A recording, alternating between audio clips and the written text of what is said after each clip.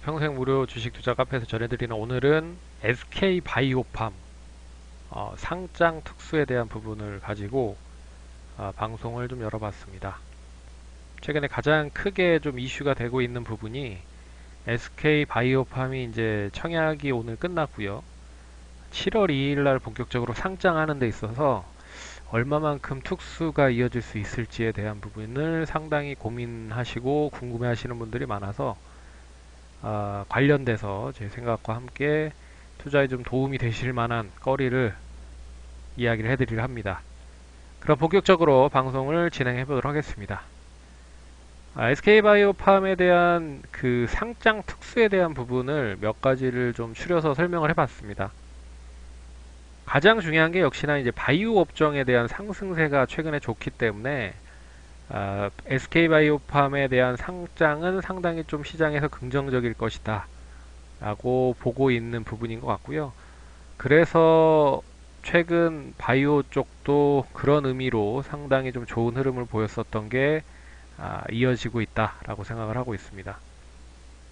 참고로 이제 바이오 업종이 그 실적에 그렇게 크게 둔감한 그런 업종이라는 점에서 아, 코로나19로 인해서 2분기 실적이 그렇게 썩 좋지 않는다라고 하면 결국 그 SK 바이오팜 같은 제약 바이오 관련된 종목들이 더 상승을 할 수 있다라는 밑바탕을 만들어 놓을 수 있는 부분들이기 때문에 좀 눈여겨보셔야 될 필요가 있을 것 같고요.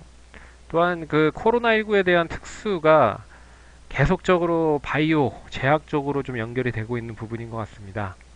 뭐 치료제라든지 백신, 뭐 다양한 부분에 있어서 코로나와 연계된 그런 사업들을 계속적으로 진행을 하고 있는 부분들이 있어서 역시나 이 제약 바이오 관련된 종목들에 대한 관심은 상당히 좀 높아지고 있다라고 좀 보고 있고요.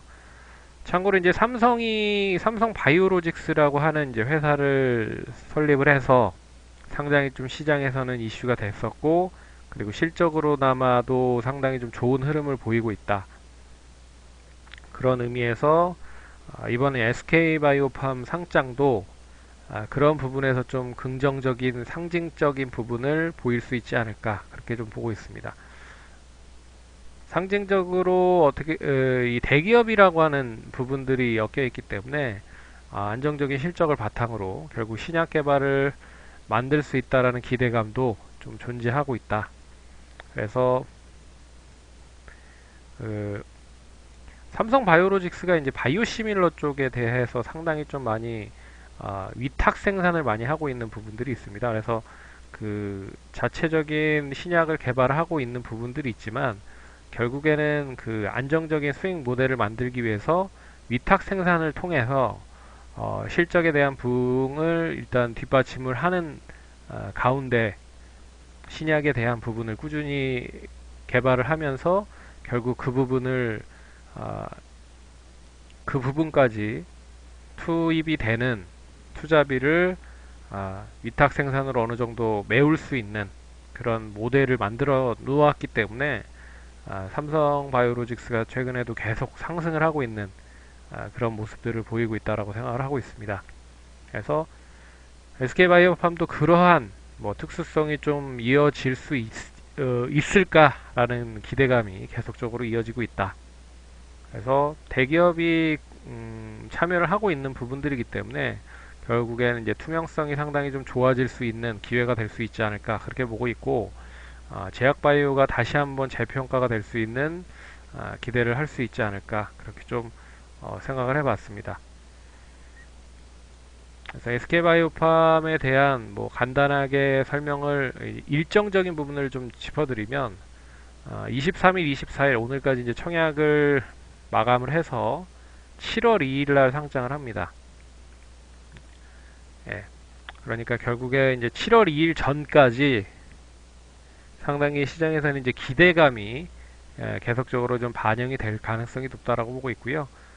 그런 부분에서 이제 SK 그룹주, 특히나 SK 쪽과 연계되어 있는 제약바이오 관련된 종목들이 상당히 좀 그 전까지 상당히 좋은 흐름들을 보일 수 있을 거라고 보고 있고 기대감으로 역시 그리고 되레 SK바이오팜이 상장이 되면 이 방향을 어떤 식으로 뭐 상승으로 갈지 하락으로 갈지는 봐야겠지만 상당히 좀 청약률이 높았다라는 부분. 그리고 오늘 잠깐 보니까 청약률이 한 300대 1 정도, 평균 한 300대 1 정도 평균 청약률이 상당히 좀 히트를 했기 때문에 결론적으로 상장을 하는 데 있어서 상장을 하면 관심이 상당히 많이 집중이 될 수 있다라고 보고 있어서 또 우리나라의 모든 투자자들의